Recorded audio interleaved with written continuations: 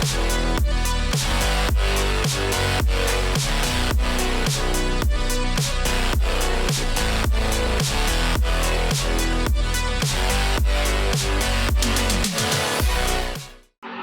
everyone to another episode of Cool People with Cool Cars. Today we are here at lovely Ridge Motorsports Park, and you can see we're in the little garage area.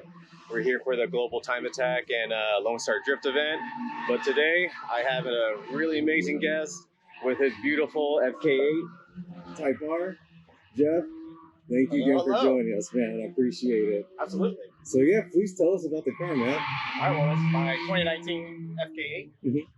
Owned it for about a year and a half, almost 2 years now. Bought it, was going to keep it completely stock, and then fell into the modifying of it and got interested in the tracking.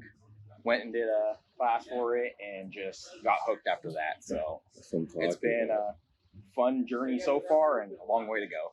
Dude, how long have you been doing like the whole time attack? My first event. So, oh, is it really? Yep. Okay. So this is my first event. I've been following it for a little bit and just been really excited and wanted to compete. It's something that you can do kind of without much training or schooling since you're not out driving against other drivers. You're more against you in the time. Okay. So it's a little bit easier to get into, and yeah, it's just a lot of fun. So yeah, please tell us a little bit about the suspension setup here. So it is full stock suspension still. Full stock setup. It's not even aligned to anything specific by the stock. So it is 100% stock. It's a very capable stock suspension. So it does have active suspension. And it is very forgiving car on the track. It eats up a lot of bad behaviors.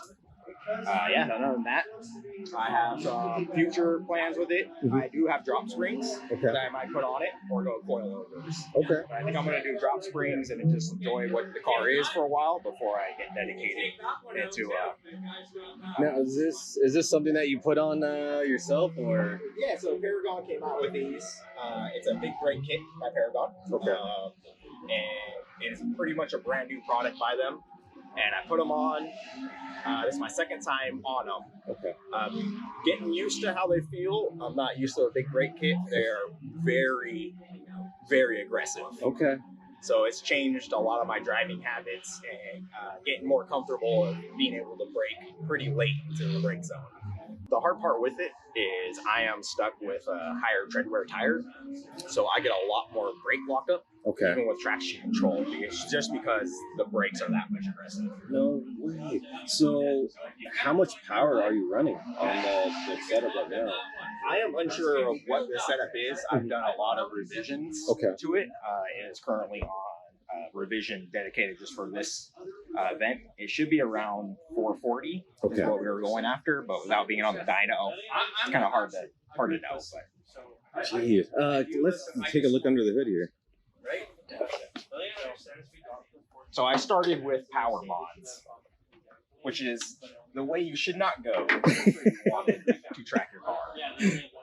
It's all about more power, baby. It is more power, baby, but unfortunately it makes it hard on the track.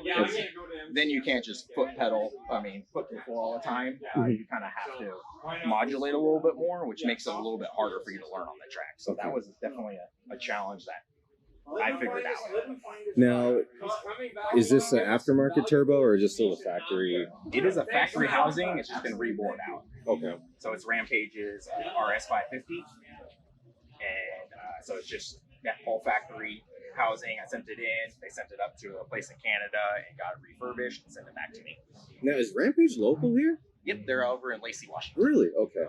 I was like, I keep seeing like more, a couple FK8 builds online, and I keep seeing them with the Rampage piping. So I was just like, wait a minute, I think they're local here to the northwest. This is definitely their bread and butter right here with this intake. Definitely probably will put them on the map for FK8s. It is a beautiful intake. How much boost are you running? I think right now it's around 30 PSI. Goodness gracious. It's a little engine that's putting out a lot of boost. Now it is a small turbo, so it does have a good spool to it, but it's still a lot of PSI for it. Is there any torque steer? Do you experience that at all? I haven't. Going with the aftermarket wheel setup, I have noticed a little bit more, but it's not as bad as you think it would be. Okay. Now, are these cars boost by gear? Good question. You know? Oh. I don't think so. Okay. So I do have it set to boost by gear, but I don't think stock they are. Oh, so are you on a different management then? Piggyback tune. Okay. So I'm using Honda. Oh, no freaking way. So I have first and second gear detuned on boost, and then from there on, it's just full kill. Jeez Louise, man. Now, when like let's just say if you had all the money in the world, what would be like future mods you would do to the car? Definitely redo the engine, do a full engine build, probably like a 4-piston engine. I would love a sequential gearbox in it. Yeah, then all full suspension. Do 2-way coilovers, maybe 3-way coilovers, and gut it. Put a full cage in it. I mean, that's my plan, is to slowly get there. This is a forever car so far. Dude, I say so far because it always changes. That's true. Let's take a look at the interior, what you got in here. Yeah, so the last time I saw you, you just put this guy in. Yep, that's a EBS 4-point full bar. It was a little challenging to get it in, but really not that bad compared to some other guys I've seen with roll bars. Okay. In the back, and yeah, it's a lot harder. So they use some factory mounts, which make it a lot easier. The only part I did have to drill was just the floor. Gosh, that was scary, man. But it has to be done for safety's sake. Yeah, to be able to use a harness properly. But they do have a lot of cool new harness bars, which is attached to the factory seatbelt points. Okay. Which is really nice. So you can keep your full interior, you can keep your back seat, you can just pop it off, and pop it in as you go to the track. I just love too. Yeah, you literally are full interior. And yeah, that's just like always something that I like seeing in a street car, but this probably in the future might not be a street car, so. Yep, so the class I'm in right now has to be full interior. In the future class, it's probably gonna start getting removed. Okay. So I remember earlier too, we were talking about, you picked up the new Sparko seat, and I was asking about how the regulations are different, you were saying, for hooking up your racing harness and having the seat like pitched forward and backwards.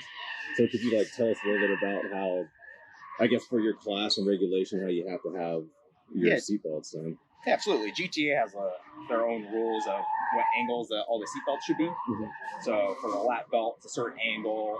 For your shoulder belts, it's a different angle. And then for your submarine belt, they're all different angles. Okay. So it was a challenge getting it all installed myself because I had to get the seat situated to where I would be, then measure everything, then put the seat back out, look for the holes. Yeah, it was fun. But if you ever do a 6-point harness or even a 5-point harness, just look at the class rules that you want to compete in. Everyone has different rules they want to abide by. So like, unfortunately, like for this year, we won't be able to ride along. But I'll have like my GoPros hooked up to just see him like do a shakedown and just shred on the track. I was hoping to do a ride along, but maybe next year, we'll see. Hopefully open it up. If not, there's a lot of high performance days I'll come out here and do too, which usually they do allow ride-alongs. This is one of the only tracks in this area that do allow them. Usually everyone says like that I've been reading too is like this is the best Type R. Like, do you think that's true? I haven't driven any other ones, so I can't say for sure. I would say this is a very forgiving car. Okay. It's definitely a driver's car, and yeah, it's just overall a great platform. Okay. I really enjoyed it so far. If someone is new to Time Attack, should they come to a track event with a stock car or a modified car? I would do stock. Always start with a stock car, especially for getting into tracking, because that kind of gets you prepared of what your car feels like stock and when you make modifications where you need them. Okay. Unfortunately, I went into a full built powered first, so it was really hard to kind of get an idea of where else I could make improvements. Okay. Being in full power was really hard for me to get comfortable in the car because you're not used to driving at high speeds. And everything comes so quick. So I recommend just keeping it stock, coming out and having fun. And then slowly improving from there. Yeah. So track alignments, do you have a track alignment? And if you do you do them before or like during a session or after a session? So it would be best to do it before. Okay. I'm still full stock, so still full stock alignment. The best thing that a lot of people do if you're doing FK8 is get rid of the 9 pins, which does give you a little bit of camber. Okay. And then always get an alignment afterwards. But for me right now, I am full stock, but I would recommend getting an alignment even after a track day too, or before your next session. Okay. Is there a basic front wheel drive alignment for track events? So a lot of guys like a lot of camber in the front. Front tires are doing a lot of the work, and then not so much in the rear. You kind of want your tail to come out a little bit and swing around. But yeah, there are kind of different specific alignments, and it also depends about your aero and everything, how much downforce you're getting, where you kind of need a little bit more grip and everything and whatnot. But yeah. And this is all still stock aero? All still stock aero. Okay. Goals like for this car for your next session? For my next session, I'm going to get a little bit more comfortable on the track. This is getting a little warm out. My first session when I was out, I did boil my brakes, so lost my pedal. Got a little butt pucker moment. So I realized I can't do 3 hot laps in a row. I'm gonna have to do a hot lap and 2 cool down laps. But for my next sessions, just kind of get a little more comfortable, get prepared for Sunday, which is supposed to be a warmer day, or a cooler day, excuse me, and then yeah, we'll go from there and try to put down some quicker times. Dude, I can only imagine too, like coming into this first straightaway here, like coming into that first corner and no brakes. Oh my gosh, that'd be terrifying. Luckily for me, it happened at the top, so it's still a pretty big brake zone. But I was luckily tapping my brakes and realized there was nothing there, so I gave them a few pumps. Instantly came in. We're going along for the ride. Did you attend a driving school before you got into doing time attack? I did, and it wasn't necessarily a driving school. Okay. It was a high-performance day event class run by Performance over in Kent at Pacific Raceways. They do a really good job of getting you to understand your car's capabilities. Okay. So before you even enter the track, they have some obstacles and some maneuvers you do. You learn what it feels like to turn on your ABS brakes. Okay. You learn maneuvers, like quick maneuvers, how quick you can like jerk your car back and forth.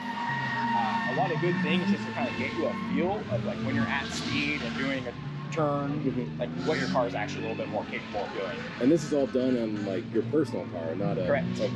They have cars there you can rent, but I recommend if you're looking to do this, do it in your personal car. Okay. And it can be a Toyota Corolla. Okay. What class are you in, like, for time attack? So this time I'm doing Enthusiast, mostly because I'm still all stock suspension and aero.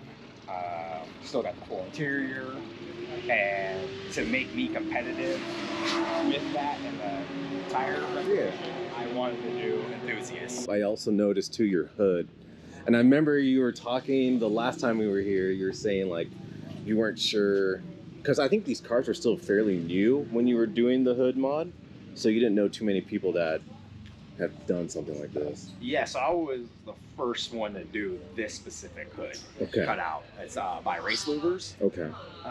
It is a pretty aggressive hood cutout with bins. And I wasn't sure how it was going to work, if it was actually going to perform well, because a lot of these cars have heat issues on the track. They overheat really easily. So I've done a lot of cooling mods in general. For instance, removing my AC and everything, but you don't have AC? No AC in it. What? Oh wow, okay, I didn't know that. It's been a huge improvement. So this was a donor hood I bought. It's a different color, and I just did a crappy wrap on it, painted the underside black. But I think I'm gonna end up putting it on my stock hood. Okay. I'm gonna cut that one up. You feel confident in doing this on the stock hood? Yeah, cutting it was fairly easy. The hardest part was drilling all the holes to put all the mounting hardware. What is a typical time for completing the Ridge course? And like, what are your times compared to what everyone's running? So I think last I looked, the first place in all classes was a 146. The track record here is in an NA Viper, and that was, I believe, a 137. Holy, okay. I am at 156 right now. I think I could get down to 150, but quick time is 150.